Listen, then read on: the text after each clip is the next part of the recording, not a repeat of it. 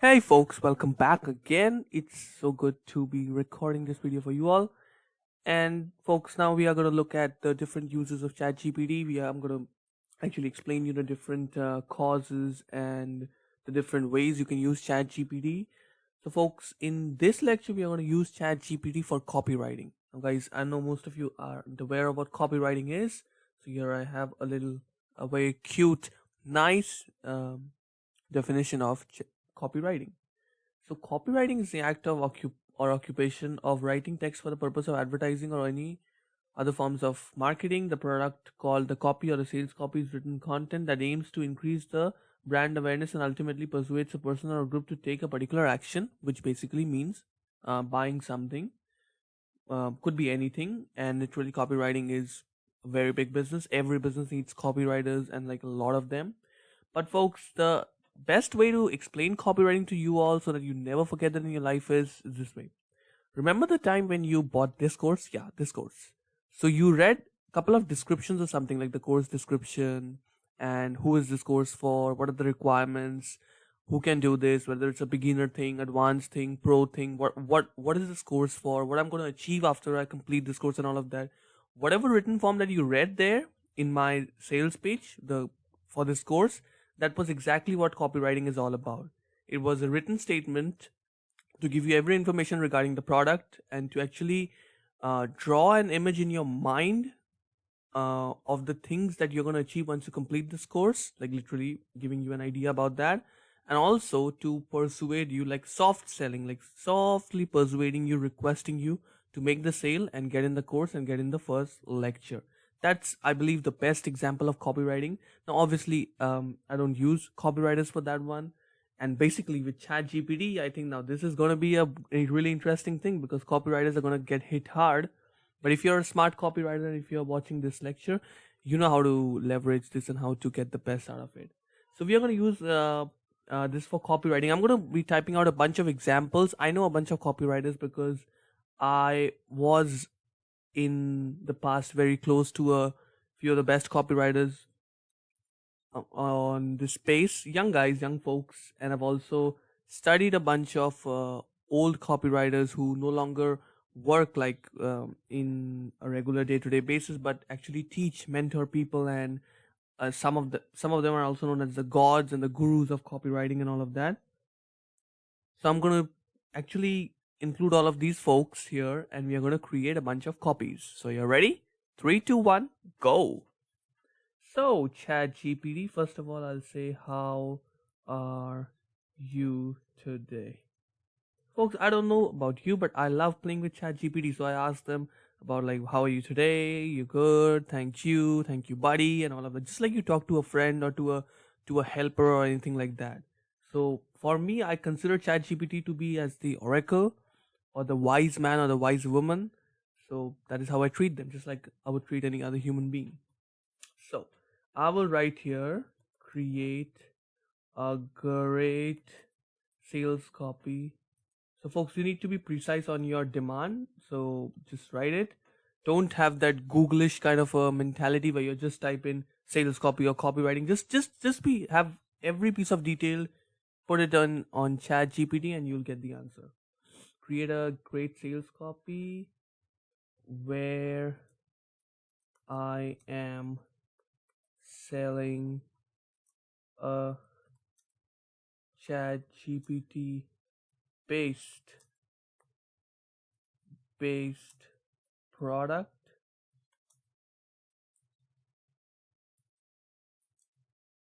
in Dan Kennedy way of sales copy. So guys, I've put, so folks, Dan Kennedy, by the way, is actually he's a very old and a very respected copywriter. So because I knew his name, so I just put it up in this copywriting thing, and now you can see it's auto generated. Obviously I'm not going to be able to read all of that stuff because this is huge, so I'll just read a bunch of things. And yeah, that's it, yeah, fine. I'm going to read a bunch of things and suddenly it would be make a lot of sense. So it took like what, 5 seconds or 10 seconds for me to actually produce a if not good, at least an average size, like an 8 out of 10 or a 7 out of 10 sales copy just from scratch, and that too in a legend's way. Like Dan Kennedy, as far as I know, he's a really big guy in the field of copywriting. So if you would have hired him, it would have cost you like hundreds and thousands of dollars. But for copywriting with ChatGPT, it costs you what, 5 or 10 seconds of your time, which you can obviously give it to this one. So this is something like attention online business owners discover the ultimate tool to boost your sales and customer satisfaction. Introducing ChatGPT, the revolutionary chatbot powered by artificial intelligence that will transform the way you interact with your customers and blah blah blah blah blah. And there you have an entire copy. And now, guys, this is really cool.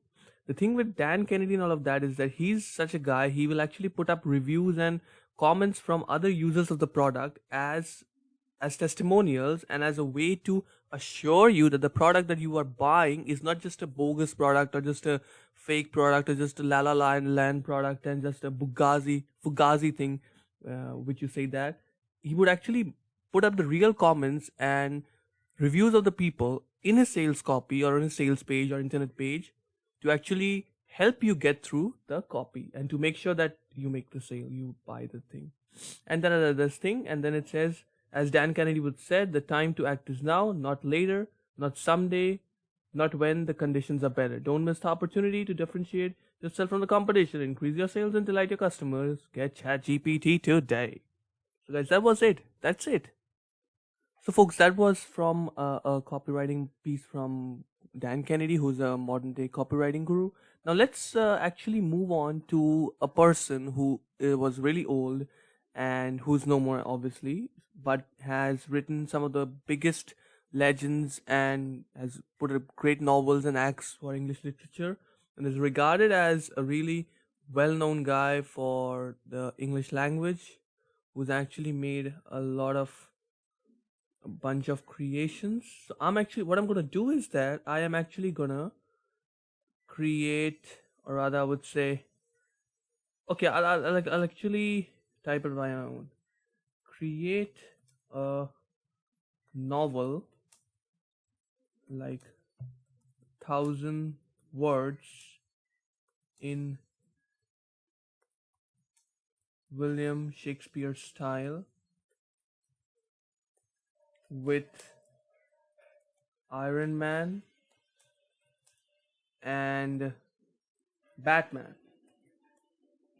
This sounds crazy, guys. Like, this sounds crazy, but this would be cool. Now you can see a 1,000 word novel just getting printed right in front of our eyes.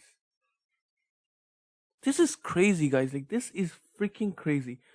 Look at this speed. Now, like when I play with these tools, like, you guys don't know how much I play with these tools every now and then.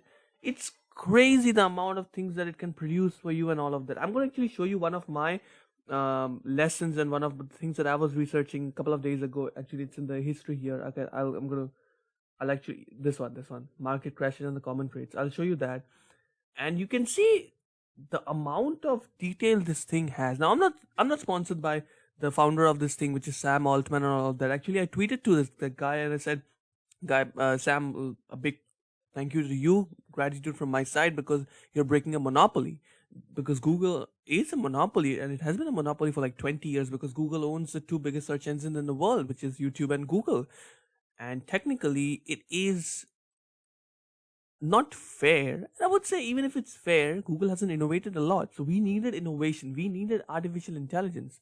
And there you have Sam Altman and his team with ChatGPT who gave us the thing. So I just tweeted for that guy. I was like, thank you, man. Thank you for your efforts. So we have this thing. So let me remind you what the question was. Create a novel like for 1,000 words in William Shakespeare style with Iron Man and Batman. You guys remember these folks? So it has given me a lot of things, but I'll actually read a few because I'm not going to read all of that because it's not going to make sense. So here's the thing. Verily, my dear readers, let me spin a tale of valor and wit that shall entertain thee, which is a complete William Shakespeare style because he uses thee, thou a lot of times. Set thyself down and let us begin.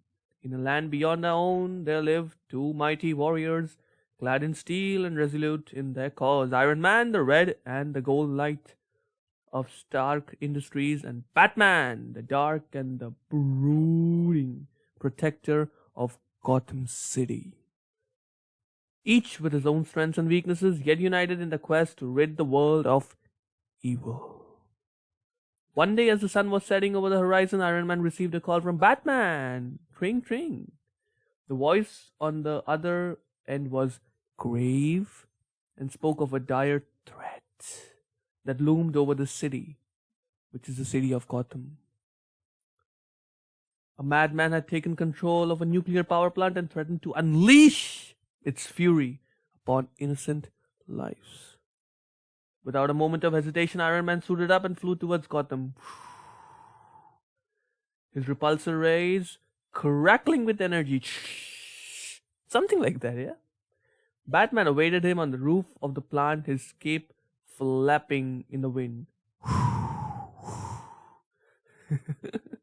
They exchanged nods of mutual respect, knowing that they had to act fast. That quick. Let me read one more paragraph. Together they descended into the heart of the power plant, their senses alert for any signs of danger. They found the madman in the control room surrounded by his henchmen. He cackled madly as he pushes buttons and turns dials, his eyes fixed on the countdown timer. Iron Man stepped forward, his voice stern and commanding. Seize this madness at once, villain. I just made a mistake. I should have actually put a name for the villain, but that's fine. We can replace that. You shall not harm innocents under our watch. This is exactly William Shakespeare style, folks. I've read that guy a lot of times. This is exactly what he says. So Shakespeare style is really like completely different because he will always make sure that the guy who is the protagonist or the antagonist, whatever the thing is, he will always set that guy as the third person. Okay? So for example, if there's something called Julier, so Julier, when he's speaking to, let's assume, Jacob, so Julier is gonna say to Jacob something like, "Do you know who Julier is?" And he himself is Julier, but he's not saying "Do you know who I am?" He's gonna say, "Do you know who Julier is?" Something like that. Now, guys, I'm not gonna read all of that because that would be a really exciting thing. So I'll leave it to you. If you guys want to actually read this thing, and I don't know if ChatGPT is gonna give you the same answer, just take a screenshot or take a snippet of this one. Create a novel like 1,000 words in William Shakespeare style with Iron Man and Batman, and certainly ChatGPT is going to give you the similar reasons, the answer. If not, just let me know in the Q&A and I'll help you with the story. So guys, that was it. Like how easy it is to do all these things, like for copywriting, for writing a story, for doing it is such a wonderful tool. I know there are problems, there are mistakes. This is not perfect. Maybe this is 60% correct, or maybe 70% of the times it's correct. Fine, but still it is an innovative tool. We were looking for something of this kind of an innovation and we got one. Now let me tell you what I was searching on that day. Here we have it. So I was searching about a bunch of things, like from ARK Investments to, let me show you what I was, here we have it. If you can read this properly. Analyze the market situation of 1987, which was the stock market crash, the 2001, which was the dot-com bubble crash, the 2008, which was the housing crisis in US that caused a lot of problems in the entire world, and the 2020 crash, which was the COVID-19. And point out the common traits and factors that led to the market crash. Now, guys, I'm going to read this a few paragraphs. It's going to take a minute, but understand the depth of research ChatGPT did within a few seconds. Like literally, it's crazy. So here's what ChatGPT says. The market crashes of 87, 01, 08, and 2020 are all had all different underlying causes and factors, but there were some common traits and themes across these events. 1987 market crash. The market crash in 1987, also known as the Black Monday, was a significant one-day drop in the stock prices, with the Dow Jones Industrial Average falling 22.6% in a single day. This crash was largely caused by a combination of computer trading, because in those days, computers were a new thing in the market in 1987 in US, and overvalued stock prices, leading to a cascade of selling as investors sought to exit the market. The 2001 dot-com bubble burst. The dot-com bubble of the 1990s and early 2000s led to an explosion in technology company stocks. Remember the time when Pets.com was valued at $84 billion without doing a single dollar of business? But many of these companies had little or no profits, eventually went bankrupt, like pets.com and all of that, those companies, American Online and whatever the name was. The subsequent crash was primarily caused by investors losing confidence in the technology sector and selling off their shares, leading to decline in the stock prices. Folks, it is small. Like, if you watch a documentary, I've watched documentaries regarding all of these four crashes, and I've seen that all of these four crashes, the documentaries, like 40, 50, 60 minutes, even 2 hour long documentaries. This chat GPT thing has summed up all of these things in 4 or 5 lines. That is insane. Okay, now let's move on. So you can get an idea of, now here's the thing that I love the most. Common traits, because I asked him for common traits and they showed me this. Despite these different underlying causes, there were some common traits across these market crashes. One common factor was a high degree of speculations and overvaluation, with investors often buying up stocks or assets at prices that were not based on the fundamental values. Additionally, all of these market crashes were marked by a period of extreme volatility, with sharp and sudden decline in stock prices causing panic among investors. Finally, all these crashes led to significant economic downturns, with a ripple effect on employment, consumer spending, and other indicators of economic activity. In the summary, while the underlying causes of the market crashes can differ significantly, there are common traits such as overvaluation, volatility, significant economic downturns that can contribute to these events. So, folks, I'm sorry if this was a little boring, but you can see the amount of research this thing did for me. That was it from this lecture. I hope you liked it. Tell me in the Q&A in the comment section. I'll see you in the next one with something new.